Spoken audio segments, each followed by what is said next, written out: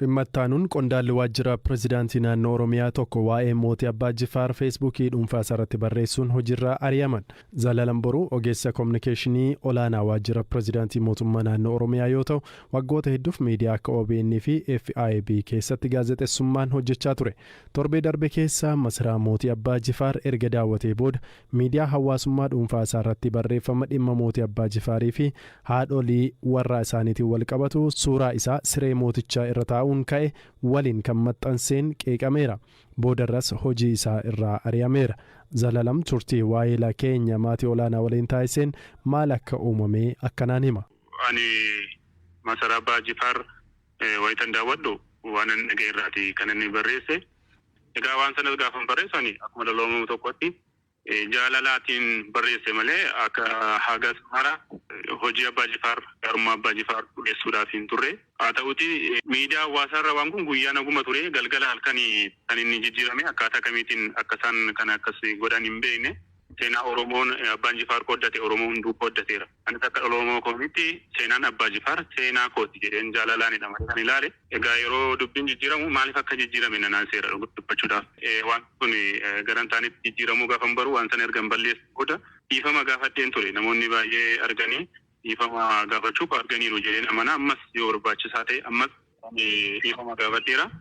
Isa booda gara waajjiraatti gaafa deemu wiixata ganama meeshaalee sirra jiru gashiiti naan jedhaniini. Mammaatti xalayyaan akka qabeeyomtuun jiruun. Afaan waan sitti himame maali? Afaanii waan natti himame humni namaa meeshaalee sirka jiranii akka gashiitu ajajameera naan jedhe. Xalayyaan hin jiru maaliif jennaan hin beekne gaafadhu naan jedhe. Abbaa hoogganaa koo gaafannaa anillee hin beekne hoogganaa olaanaa manichaa gaafadhanii hoogganaa olaanaa manichaa na dubbisuuf fedhii hin qaban ture. Kanumaan inni dhiisee bahini. Ati waajjira pirezidaantii keessatti ga'een hojii kee maali? Haalli qaxarrii kee hoo kontiraata moo dhaabbataadha moo akkam? Waajjira kanatti ogeessa olaanaa kominikeetara olaanaa jechuudhaan qaxarameeni kontiraataanidha. Amma sababa miidiyaa hawaasummaa dhuunfaa kee irratti waan kana barreessiteen hojii kee dhabdee akkaataa wantoonni miidiyaa hawaasummaa kana irratti illee itti hiikaman irratti waan sirra ga'e kanarra waan dhaamti yoo jiraate. Ani amma nama tokkotti yoo dogoggora ta'e dogoggoruu kootti illee amanee ifama gaafadhee tan ture karuma miidiyaa hawaasaa.